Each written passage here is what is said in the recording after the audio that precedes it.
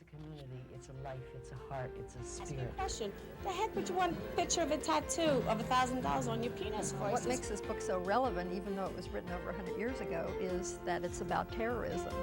The work, sex, cars, bars, broads. And with children, it's building on what they have. They have great imagination.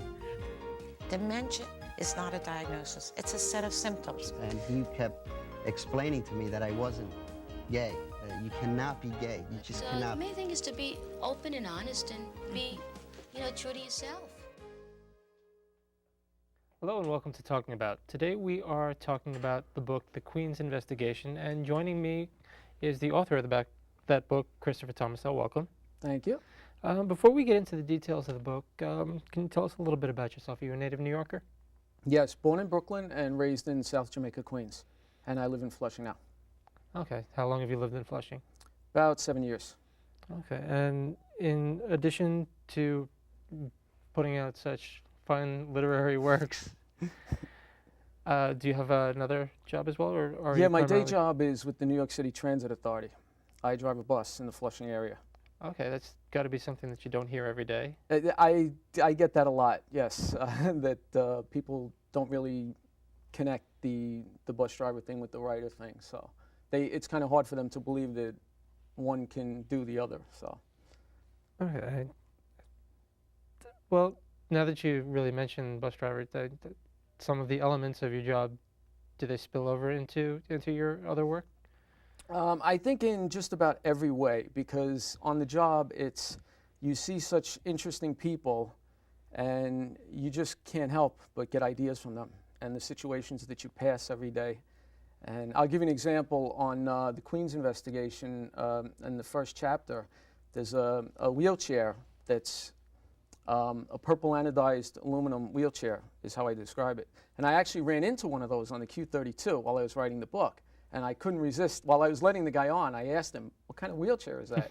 It wasn't purple and it wasn't anodized, but I kind of added that. It started the wheels turning, but so it to was speak. light.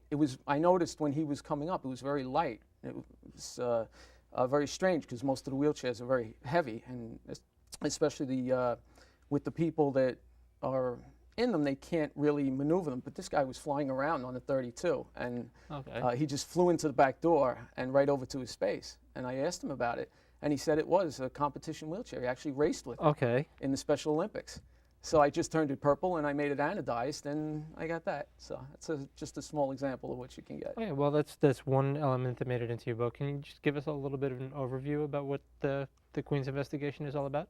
Yeah, it's a complicated abduction story out of Flushing, and basically it travels across the United States and into Nepal and India. It's a very intricate story, so you really have to pay attention. I don't like really simple stories, so I just would rather write in a complex way because I feel it satisfies the reader a little more. Right. I mean, yeah, I did notice that very early on, that you didn't read that whole thing off the screen, did you? Hmm? You didn't read the whole book off the screen. Because I remember you wanted a book, but I didn't have one, so I sent it to you by email. And I converted it to an ebook. Did you really? Yes. Oh, okay. So I read it on my palm. You did? Seriously? Yes. Oh, cool. So I have a lot of time in my day job. Just don't tell anyone. Me too. Yeah, okay. I know the feeling. Me too. Okay, well, can you give us a little taste of the book? Yeah, you want to? I have a few things lined up, but we need to keep it short. And we will go to, all right, this little segment is going to be from a piece that I wrote on the Q16. I dropped the people off up on 39th Avenue, which is very close by. Okay. And I had a 3-hour lunch. So I went up behind the 109 precinct, and I tried to put this together. And it was one of the only scenes that actually stayed the way it was written. I usually slave over chapters, but this scene it was a beautiful day in Flushing, and it just came. I don't know, I can't really explain it. But anyway, to set it up, it's an old man has a tape that's wanted by the FBI as evidence. So one of the FBI agents, he asks one of the detectives, his name is Kuzniewski, Kuz, out of the 109 to go back to the house. The old man lives right behind the precinct, and he asks Coos to just go back and see if he can get the tape, because he used to know the guy. And Coos goes by, and he asks the old man if he can remember where he put the tape. This was from back in '86. It has a young girl on it that was abducted, and they need to know information about the girl in present day. So he goes to the first floor of the house, and he finds the old man. They search around for it, and they can't find it. Meanwhile, the old man all he's interested in is grabbing the cop's gun and killing himself because he's a child abductor, but Coos doesn't know that. So they go down in the basement, and the old man waits for Coos with thoughts of killing himself, and Coos runs upstairs to play a tape that he found in the basement. And then when he plays it, he finds the girl, and he's very excited, so he comes back down to the basement, and it's pretty much picked up there. This is the only thing that's short enough that I can read. Okay, well. The sonorous bang and radiant flash and vile smoke took over for just a moment, the moment of Coos's lungs seizing. Then, in a pause in the music from next door, that distinct, abrupt quiet that comes after the drone of a noisy refrigerator compressor shutting off down in a small apartment. In the smoky room, the heavy S&W 38 with the blood spray on it landed somewhere, the tapestry of cordite, the burnt wood smell, and the acrid stench of brain matter, and fluids fanning outward like a time-lapse flower growth. And Coos, just standing there, mortified, in the rivulets of blood like in a close-up in a teen gore movie, the bright bulb swinging from the piece of brain that struck it and stuck. His tinnitus was loud now, louder than even at 3 o'clock in the morning. Too much Zeppelin in the 70s. A lazy Susan with buttons in thread and a piece of scalp spun fast like an out-of-control carousel.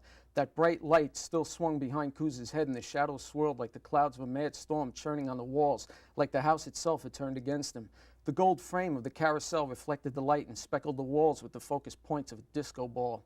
After that orgasmic, painful feeling, the one that must have been like getting the head combed with a hard, spiky hairbrush, the body melted to the floor, and Coos now detected a frenzy of unnecessary images and stark definitions, and the pounding of the music next door resumed, mixing everything like a tainted cocktail. If he weren't a seasoned detective, he probably would have run out of the house and out of the neighborhood.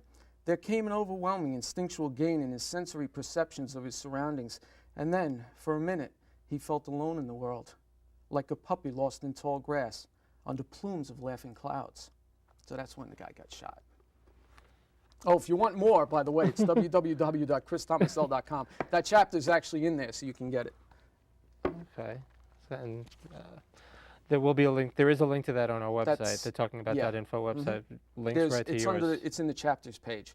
There's chapters on the Subway Pusher, this one, Florence of Flushing, which is the next book, and The Last Queen, which is the next one after that. Okay, so you're a busy guy. Yeah, pretty much. I got big lunch hours. But getting back into the writing aspect, I mean, you paint a pretty vivid picture with your words. I try, because when you read a book, when I was doing this, I promised myself that I was going to do my best, because people really liked the first one. So which is called The Subway Pusher, because I made a movie on that. It took me 4 years to make, which is also on the website. A lot of clips are on the website. It's a really fun website. A lot of stuff in there. So when I was writing the Queen's investigation, I sold my car because I live very close to work. You know, this is, for those of you who don't know, this is downtown Flushing, and I live right here and I work right here, so I just walk or run. So I sold the car so I couldn't drive, and I read bestsellers every day while I was walking. And asked me what I found, the big secret, John, as to why they're bestsellers. I don't know. I couldn't find the answer. I could not find the answer. So I found that everything is that these bestsellers may have just come from these people writing a really good first book at one time in the past, and then not really... Just having the business sense. Yeah, really trying to just... I don't want to really mention any titles, but I found that they're really simple books. Even the bestsellers, for some reason, can be really simple. So back to your question, that's why I like to write in a complex way, so it really pleases. Because when I was walking to work reading these bestsellers, they were not pleasing. They were kind of written off the top of the head. So that made me think that these people kind of just Coasted through it? coasted through and got complacent after the last bestseller, because I don't know if you're familiar with the way publishing works, but once you get a publisher, you're there for life if you want to be there. You don't have to reapply or rewrite any queries.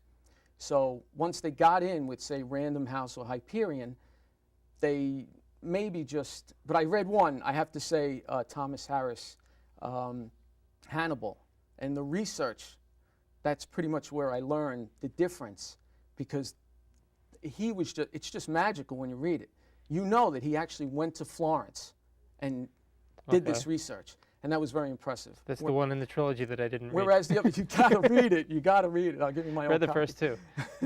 No, you gotta read this one. He goes to Florence, Italy, and he has this, all these little tidbits of information, and it shows you that this guy did his homework, and you appreciate that as a reader. So going back again to your question, I want the reader to feel an appreciation for the work that I did. Because anybody can write off the top of the head. Everybody's a writer. So anyone can just come up with ridiculous, the cat walked down the street. But it's much harder to go back to that sentence and say, the felines pause, describe every little thing about it and really put it in a literary sense. Okay. So I feel that's much more rewarding to me and more pleasing to the reader. Okay. So. That was a long answer, wasn't it? Yes, it was. But okay. Well, talking about the research, how did you go about researching the locations in the book? I mean, I noticed a lot of it does take place locally, but there are some exotic locations within the book.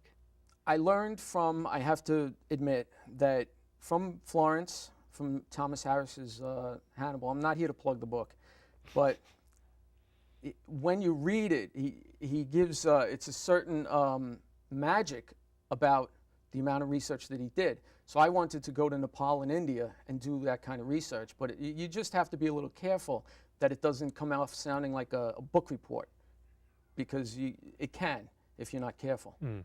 So, but if you pick out things and you put it in the context of your story and you disseminate it throughout all the characters and you make it interesting, it can all blend in to really work instead of just listing the facts and, So it's a little complicated, but it's not. Right. And it is a story of abduction. And you seem to, what made you choose abduction as a theme? Or as a plot line?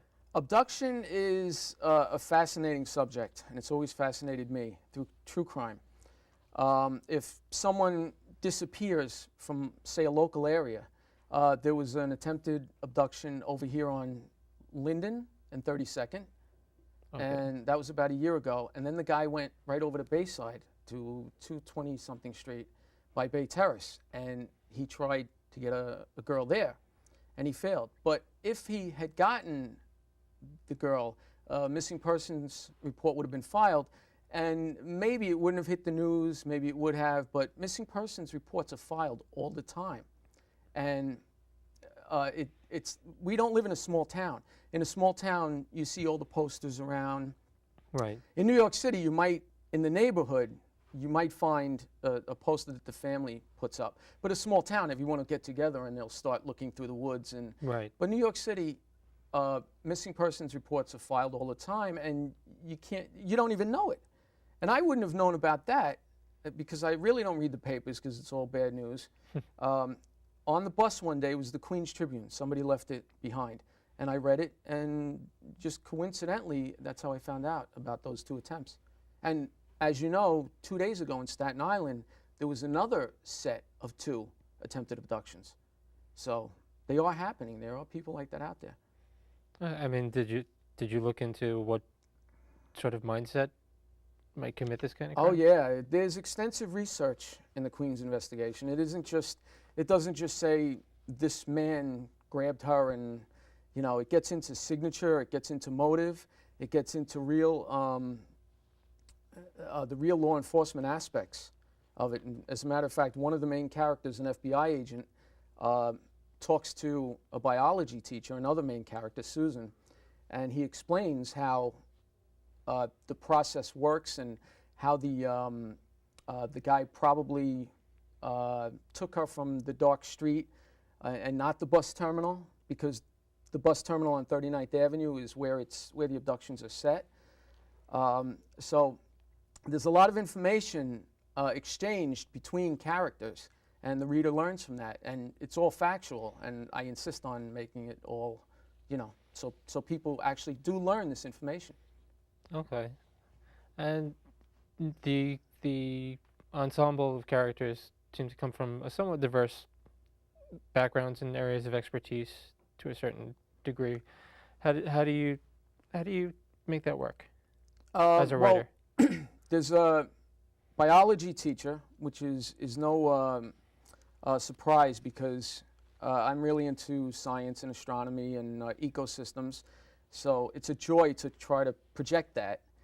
There's an FBI agent, there's an ex-correctional officer, which I used to be also, so it all touches my life in some way.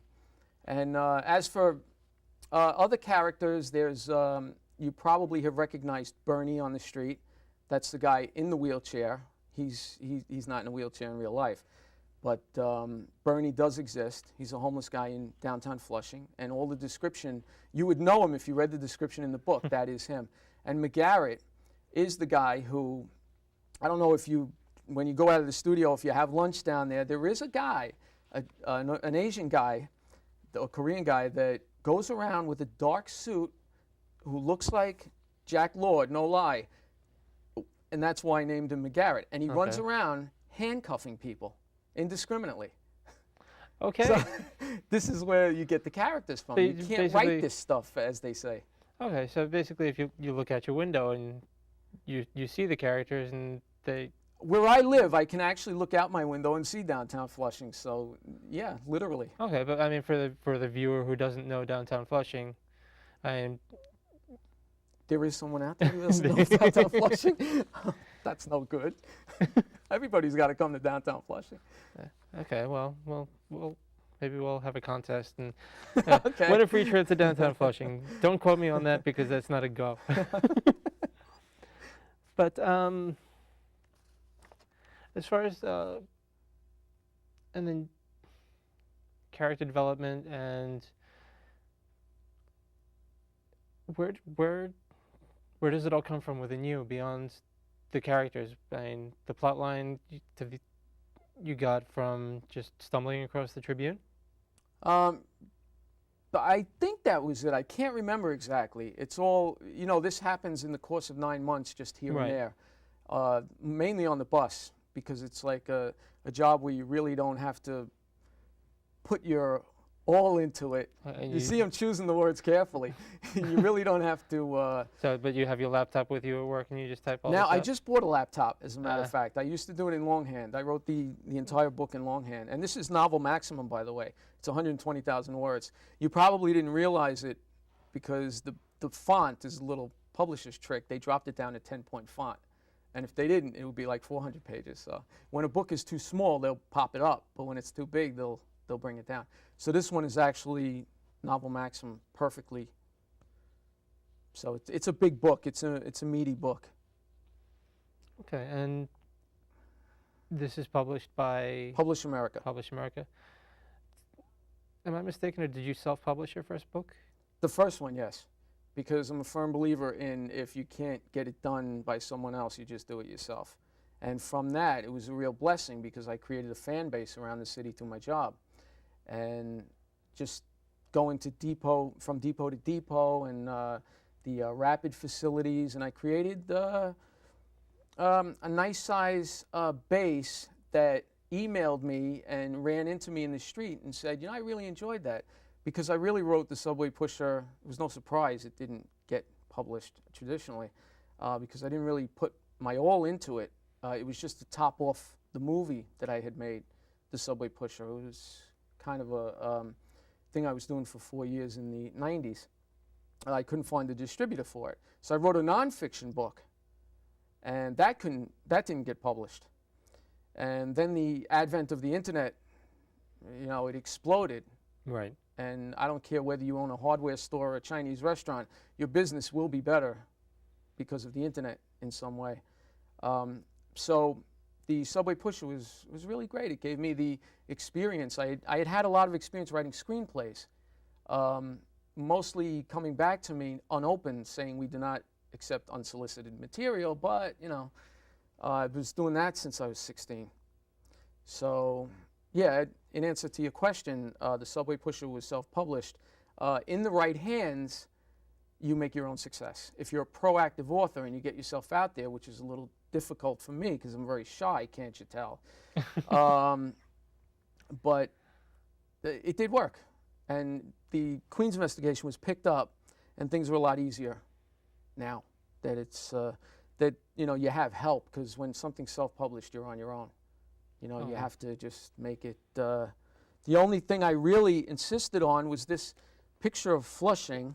I don't know if you can see this, but there's a bus here, a police car here with lights on, and these people here, none of them are looking at the camera, which is quite a miracle in Flushing to get a picture like this with no one looking at you. New Yorkers are somewhat oblivious at times. Well, Flushing's a little different. You usually always have somebody, I know this from working here, in the bus, that they're always observant. I'll give you an example. The other day, I have the Q76 now where I have 3.5 hours for lunch. And I parked over by the cinemas in College Point. And not bothering anyone, I parked near a tree so I could have the shade in the back for the laptop so I could see the screen. And lo and behold, someone complained that the bus, and this is an industrial area, someone complained that the bus was there for too long. Okay. There's always somebody watching, John. When you're on a legitimate break, or? Yeah, a legitimate break. So a superintendent came, and I knew the guy, and he said, "How's the writing coming?" And that was it. Okay, subtle. Yeah. But, well, so what's next? Florence of Flushing.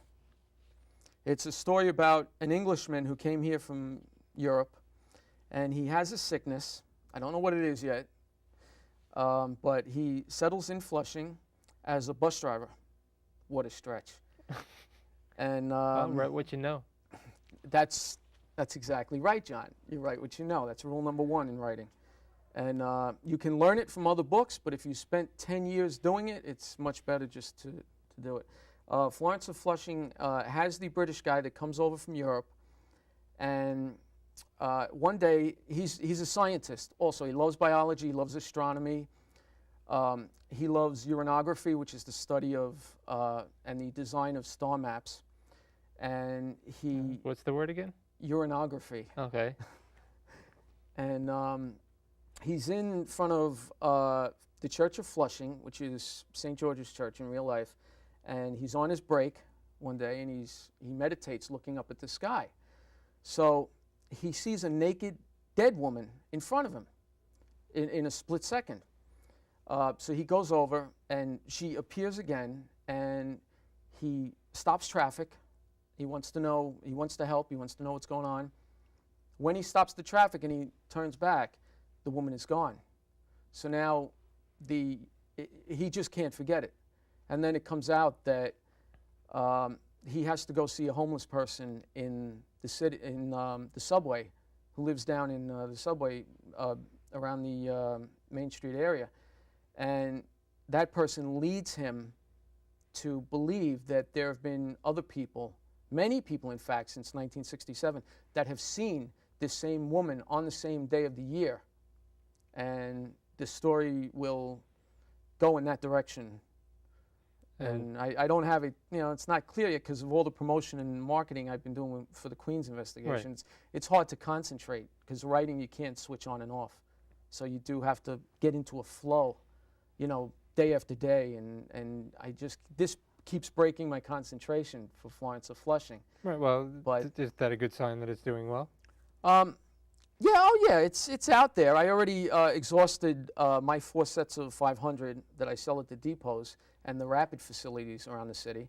And now it's, I have people coming up to me on the bus with my little billboard that I keep, so I sell like one a day. And my depot's been great. And yeah, it's out there doing great. I have a relatively great. I have an event at Barnes & Noble on the 18th of October, and we're going to discuss abductions. I think this show, Through the Paradox of Television, is airing after that event. Yes. Okay, so. But you can check your website for future events, whether it relates to this book or any future book, because reruns are forever. That's right. That's right. But do you hope to be writing full-time at some point? If it comes. I'll be honest with you, the Transit Authority is a great organization to work with, work for and with. I'm very happy there. I have excellent benefits and everything, so I'm very secure. I feel very secure where I can do this on the side. And, you know, with my other passions of astronomy and mountain biking and running. So writing one a year without making a living at it is fine with me. You know, I mean, I would love to be able to write full time, but I don't know if I would be able to just go to the park every day and come up with material, go home and write without having an agenda. I think we all need some kind of agenda in our lives, even if it's the life experience to. And you need, yeah, I mean, I read, there's a part in here in New Hampshire with two of the main characters.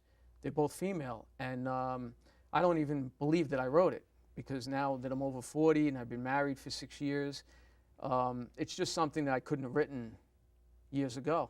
So the life experience is invaluable. Okay, and the book again is The Queen's Investigation. We are just about out of time.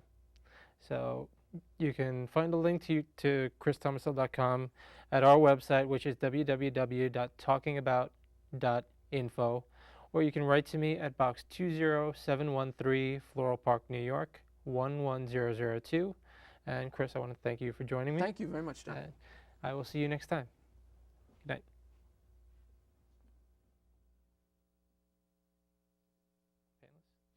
Pretty much. Are we still on or what? They're running credits over us. Mics should be off, and if they're not, I was just going to ask you, can they hear?